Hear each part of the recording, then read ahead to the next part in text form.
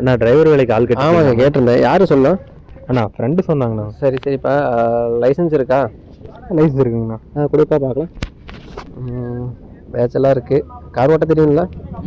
சரி வண்டி எடுப்பா பார்ப்போம். தம்பி ஸ்டார்ட் பண்ணி கீரை போடுப்பா. தம்பி என்னப்பா பண்ணுற? கீரை போட சொன்னால் பிடிச்சி தள்ளிட்டு இருக்க. தம்பி அந்த கிளச்சை மிதிச்சு கீரை போடுப்பா. என்னப்பா தேடுறாங்க? கிளச்சுனா என்னன்னே தெரியாது.